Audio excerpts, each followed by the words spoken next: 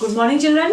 Now today we will discuss about the exercises which is given in book from the lesson 9, the 3 wishes. आज हम book की exercise को discuss करेंगे और आपको बुक में एक्सरसाइज करनी भी है. ओके, पहला है take the correct answer. Bala and Vasu are sad because dal and they want dal and rice for dinner, idli for dinner, a good dinner. Bala और वासु क्यों सैड थे? क्योंकि उन्हें एक अच्छा डिनर खाने के लिए चाहिए था. दाल और राइस तो वो रोज ही खा रहे थे, इडली भी वो नहीं चाह रहे थे, वो चाह रहे थे कि एक अच्छा डिनर मिले. तो फर्स्ट वाले का ऑप्शन क्या होगा? सी. फर्स्ट वाले का ऑप्शन क्या होगा? सी. पहले वाले का ऑप्शन सी होगा. Okay. Second, the fairy gives Bala and Vasu dash wishes. Fairy ने बाला और वासु को कितनी विशेष दी थी? 1, 2 और 3. आंसर क्या है? 3. फेरी ने बाला वासु को 3 विशेष दी थी. तो सेकंड का आंसर भी क्या है? C. Vasu's first wish is a lot of money and idli as big as a plate to have good health. Vasu की पहली विश क्या थी? खूब सारा पैसा, इडली चाहिए प्लेट के बराबर, या अच्छा हेल्थ, अच्छा स्वास्थ्य.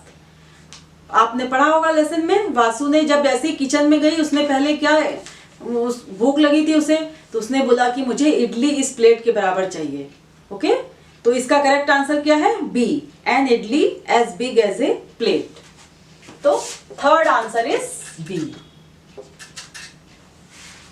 Fourth, Bala was angry because he does not like idlis. Vasu has wasted a wish, he is not hungry. Bala क्यों गुस्सा गया था? क्योंकि he does not like idlis, ये भी गलत आंसर है.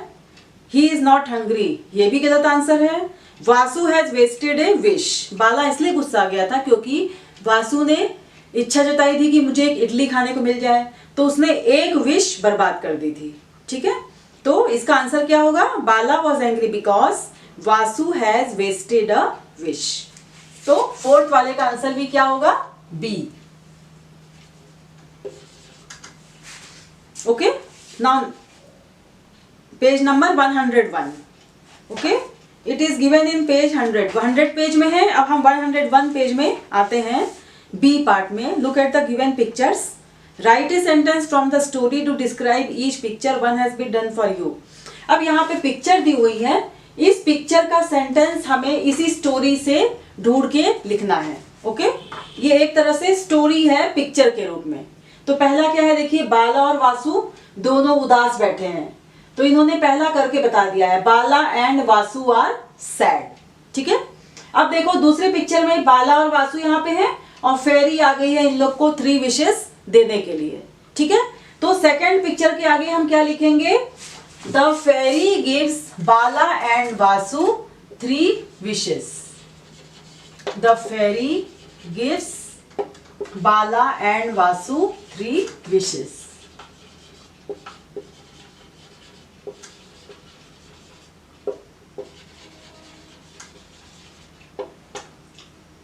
Okay.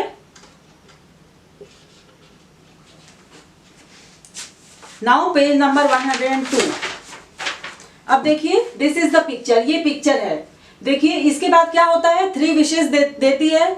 उसके बाद क्या होता है? अंदर इडली आती है. तो क्या है यहाँ पे? देखिए, an idli flies in through the window. जब वासु कहती है मुझे इडली खाने का मन है, तो क्या होता है? देखिए, विंडो से इडली अंदर आ रही है. तो इसका सेंटेंस क्या होगा? ए लार्ज इडली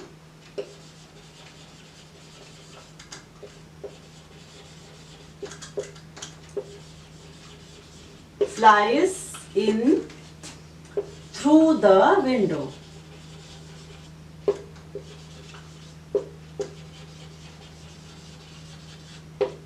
ओके, ये सारे सेंटेंसेस आपको अपनी बुक में लिखने हैं. अब देखिए लास्ट पिक्चर में क्या है? इडली फ्लाई करती है. फिर जब वासु बोलता है, बाला बोलता है कि गुस्सा जाता है, तो बोलता है कि मैं चाहता हूं कि इडली तुम्हारे में स्टिक हो जाए. तो वो इडली क्या है? इसके नोज में स्टिक हो जाती है, चिपक जाती है. तो हम क्या लिखेंगे sentence? The idli sticks to Vasu's nose. Idli Vasu के नोज में स्टिक हो जाती है, चिपक जाती है. तो फिर सेंटेंस लिखेंगे the idli to Vasu's nose. Okay, ये सेंटेंसेस आपको लिखने हैं, ठीक है। अब उसके बाद नीचे आइए, work with words, match each word to a word that means the same. इसका मतलब क्या होता है? Word to a word that means the same का मतलब होता है हम शब्द को दूसरे शब्द से मैच करना है जिसका मीनिंग सेम हो, जिसका अर्थ एक सा हो, ठीक है। Each word to a word that means का सेम का मतलब उसको, एक वर्ड को हमें इस वर्ड से मैच करना है और ऐसे वर्ड से मैच करना है जिसका की मीनिंग सेम हो, मतलब जिसका अर्थ एक सा हो, एक हो, ठीक है।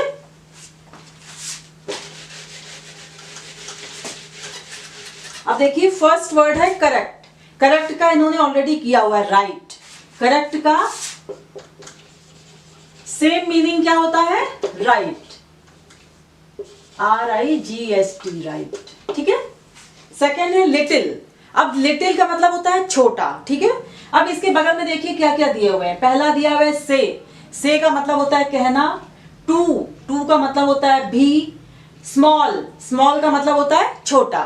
तो लिटिल का सेम मीनिंग क्या होगा? स्मॉल, ठीक है। लिटिल का सेम मीनिंग क्या होगा? स्मॉल।